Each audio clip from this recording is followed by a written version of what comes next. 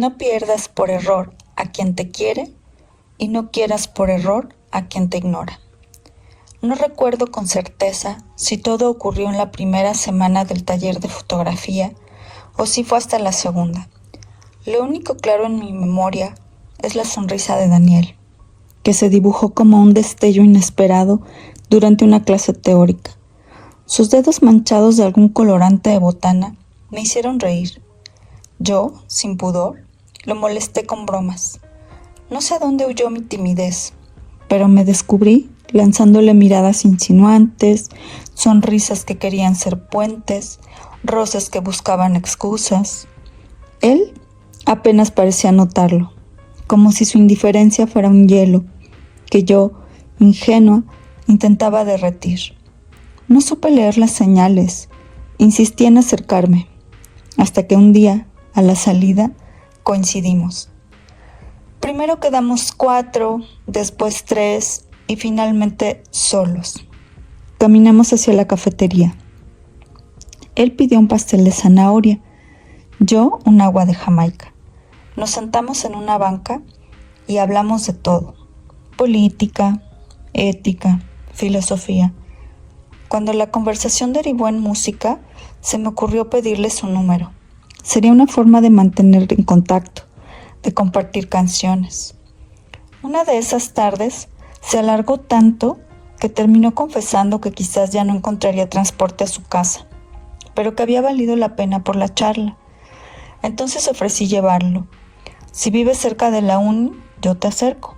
Gracias, contestó. Vivo a menos de 5 minutos. El taller era lunes y miércoles, así que el fin de semana me pareció eterno. Para mitigar la espera, le envié por WhatsApp una canción cómica, ligera, solo para provocar conversación, sin exponer tanto mi interés. Ahí comenzó mi desesperación. Lo envié y me quedé esclava del celular, revisando una y otra vez. Descubrí con horror que Daniel tenía desactivadas las confirmaciones de lectura. Nunca había sentido una frustración así, la consternación de no saber si me había leído. Mis inseguridades explotaron. ¿Se acordará de mí? ¿Le parecerá insistente? ¿Me habrá tomado como un fastidio? Pasé el jueves, viernes, sábado y domingo esperando un simple emoji. Nada llegó.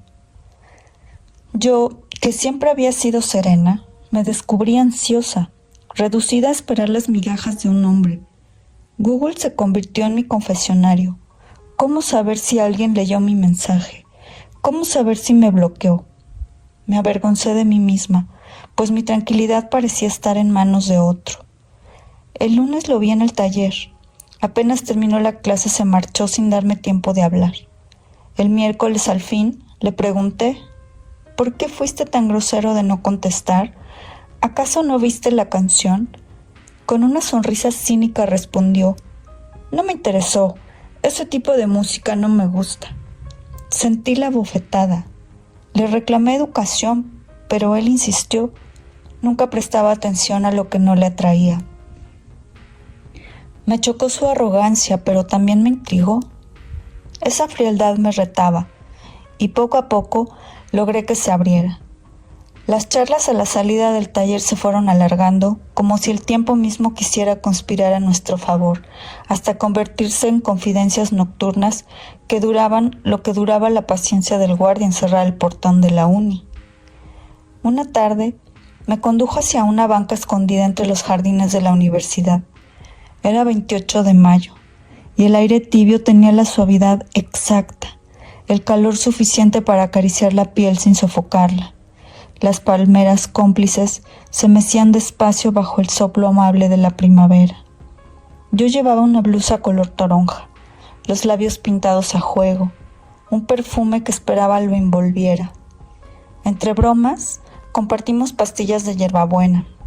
El sol ya se había metido, así que las luces anaranjadas que reflejaban nuestros rostros nos llevaron a fijar su mirada en la mía para hacerme una pregunta.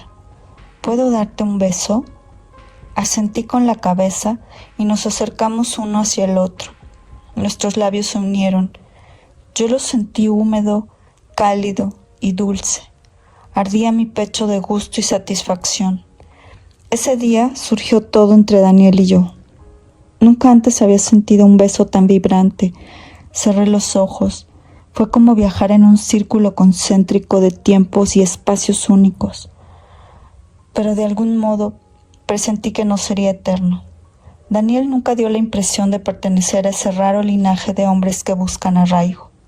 La magia de aquella tarde de mayo se esfumó con una prisa cruel, mucho antes de lo que mi corazón hubiera deseado. A él no le incomodaba el silencio de los días sin noticias. En cambio, para mí era un vacío intolerable, aun cuando jamás me he sentido una mujer capaz de perseguir con desespero la atención de un hombre. Su frialdad era un témpano contra el que se estrellaba mi ternura. A veces me atreví a buscarlo con un mensaje de WhatsApp, pero la espera se alargaba tanto que llegaba a imaginarlo perdido en algún infortunio.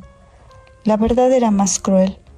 Había dejado transcurrir todas esas horas de silencio por simple voluntad propia. Hoy me reprocho haberle entregado mi corazón sin antes pedirle consejo a mi mente, que permanecía callada mientras yo me rendía ante la ilusión. Un día tuve un accidente doméstico. Caminaba con prisa hacia la puerta y tropecé, cayendo de lleno sobre un garrafón de agua. El golpe fue directo en el esternón, contra el cuello de aquel recipiente pesado. Me dejó sin aliento, los pulmones se vaciaron de golpe y por unos instantes creí que no podría respirar de nuevo. Me dejé caer en el sillón de la sala hasta que poco a poco el aire regresó a mi pecho. Aún con el dolor clavado en mis costillas, me empeñé en salir. Debía asistir a una misa. Al cruzar la calle, lo llamé para preguntarle si podía pasar a verlo. Me dijo que sí. Cuando lo abracé, quise sentir consuelo en sus brazos. Le conté lo ocurrido. Me escuchó. Me aconsejó visitar a un médico o hacerme radiografías, pero jamás se ofreció a acompañarme. Ese silencio de su parte pesó más que el propio dolor. No logro recordar qué día de la semana era, quizás lunes, porque la semana se me hizo interminable. Pasaron las horas y los días y de él no llegó el más mínimo mensaje. Yo anhelaba ese saludo sencillo, no solo un buenos días, sino una palabra que mostrara interés por mi salud. Por ese esternón adolorido, por la caída que me había dejado tan vulnerable. El golpe me condenó a dormir casi erguida entre almohadas, con un dolor que me arrancaba el sueño cada noche. Fueron 2 meses de lenta recuperación y al mismo tiempo al despertar, a la certeza de estar frente a un hombre indolente, indiferente, incapaz de experimentar un poco de empatía. Pasaron 4, quizás 5 días, hasta que se dignó a llamarme. Y no fue para preguntarme cómo estaba, sino para pedirme que lo llevara con un sastre a arreglar un traje. Solo al final, como quien recuerda algo sin importancia, me dijo con desgano: «Ah, por cierto, ¿cómo sigues de tu caída?». Desde ese instante ya no sentí necesidad de darle más explicaciones. Comprendí, con la claridad de quien ha aguantado demasiado, que Daniel solo se interesaba en sí mismo. Meses después, tuvo incluso el descaro de terminar conmigo. Perderlo fue uno de los dolores más profundos que he conocido, pero también entendí que si él había sido tan indolente con mis sentimientos, yo debía ser firme y cerrar una a una todas las puertas de comunicación entre nosotros.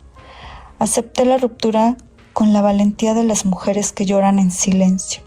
Me deshice entre lágrimas durante días y noches enteras, hasta que la amargura me vació.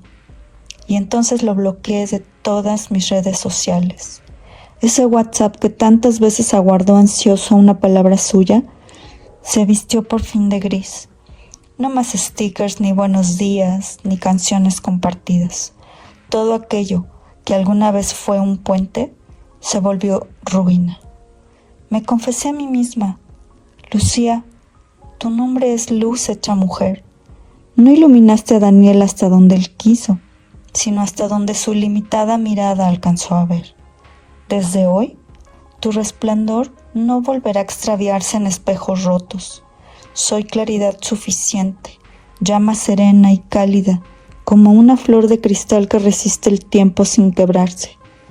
No de hielo, no de sombra. Y si ahora Daniel habita en la penumbra o en el frío, no es por ausencia de mi luz, sino porque él mismo eligió cerrarse a ella.